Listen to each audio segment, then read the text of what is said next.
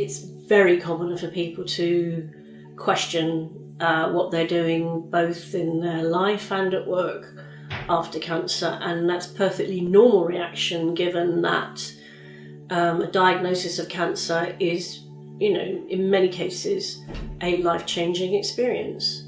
And many people decide to continue doing the same thing, or many people decide they want to change things in due course. So I think a good thing to do is to start building those habits up. So if it's some weeks before you're going back to work, to set your alarm for an earlier time, to be clear about what you're going to wear and to put out those clothes the night before, to practice the journey. And I think also make sure you have spoken to your employer about what you want said about your return, how you want to talk about your cancer at work. So lots and lots of preparation and planning beforehand, so that you're not kind of doing things for the first time the day that you're going back to work.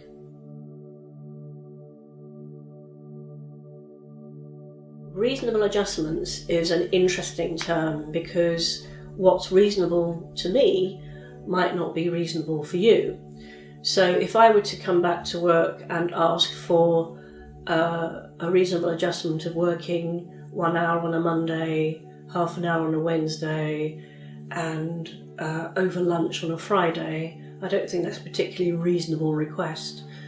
But what type of adjustments might that mean? It could mean your hours of work, it can mean the kind of work you do, it can mean working, your location of where you work, so whether you work maybe in a different office or from home.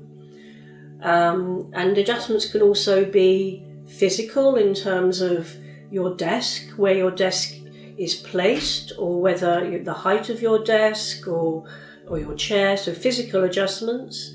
It might also mean having particular software on your computer. If you've got peripheral neuropathy and can't operate the keys, then having some kind of software to support you is again a reasonable adjustment. This particular case, I think the individual's a teacher. She would need a doctor's certificate and some recommendations from the doctor as to what might be a reasonable adjustment or reasonable adjustments to support her to continue teaching. There are various things. It might be that she'd have to work in the office for a period. It might be that she'd stagger her journey into work and home from work, not to be commuting.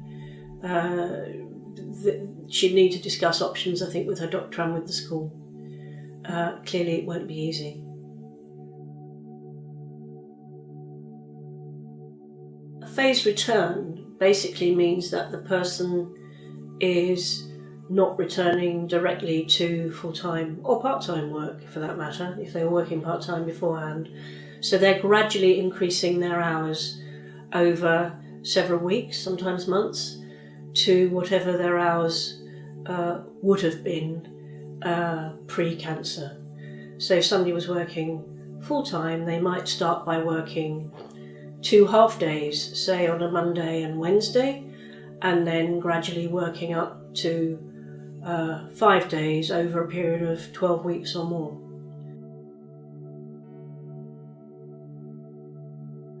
As to whether you can work part-time on a permanent basis, the answer is you can request that as a permanent reasonable adjustment, but my advice would be to start by kind of working up your hours, and if you feel that when you get to a certain number of hours that you can't or won't be able to work full-time, then and only then would you request to make that a permanent adjustment.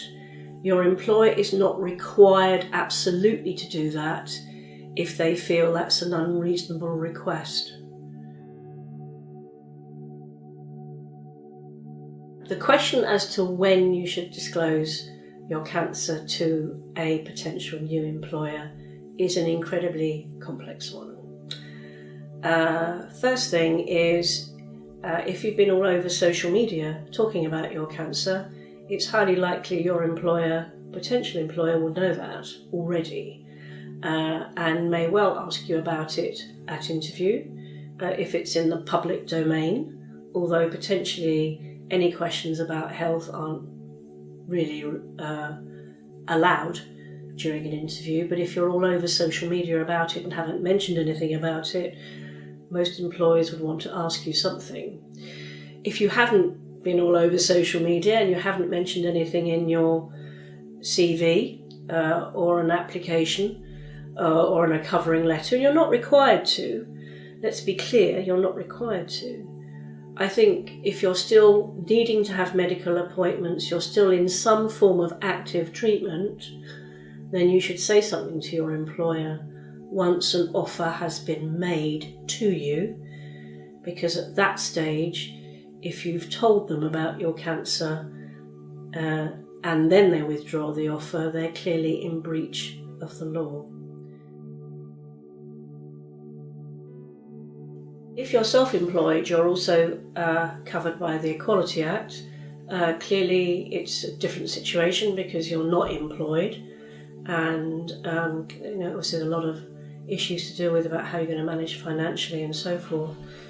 But important to recognise that if, for example, you're able to work and a client says to you they're going to withdraw their custom because you've got cancer, they are equally in breach of the law, and you have a right to complain about their treatment of you. I think if you are self-employed, it's important to manage by letting people know, and both your suppliers, your bank, so you can manage your finances, your colleagues that you're working with. I'm aware it's very tough, but again, not saying anything, doing your best to work through your illness without talking to other people won't do you any favours. My advice would be to, and if, by the way, if you feel you can't speak to your HR people about it, which would be the first point of contact really, then what the best thing to do would be to raise a grievance. And most companies will have a grievance procedure in their handbook. If you raise a grievance and you feel that that's been dismissed and you're not allowed to take things any further, or your grievance isn't addressed, then you'd need to seek legal advice. And there are organisations like the Disability Law Service or Citizens Advice Bureau which provide advice, and working with cancer we can also get you some pro bono legal support to at least give you opinion on what your next step should be. I think voluntary work is a reasonable entry point back into the world of work if you've been out of work for some time, or if you're not sure what you want to do next. It's an excellent way of rejoining the community of work, having objectives to meet, having deadlines to meet, having those social structures that work gives you. It's also a very good way of having something to put on a CV if you start looking for jobs in employment. So I would definitely say that voluntary work is an excellent way to get back into work. If you're many years post-treatment, I think, and you don't need any reasonable adjustments, you're perfectly well, I think there's absolutely no need to disclose anything to your employer at all. So, for example, if I was applying for a job now, I wouldn't see any need to talk about my cancer to them in advance. If you're, on the other hand, still suffering from the after effects of treatment, and you need some reasonable adjustments, then it's important to mention that. Again, as I said in an earlier answer, I think the best time to mention that is after an offer has been made. If you're 20 plus years or even 10 plus years or whatever it is after treatment and you're in remission or cured, allegedly, and suddenly you have a recurrence and that happens, then it's important to tell your employer. The fact that you didn't tell them about your first diagnosis is irrelevant. It wasn't relevant to tell them when you took up your employment, but it's important to tell them now about your recurrence.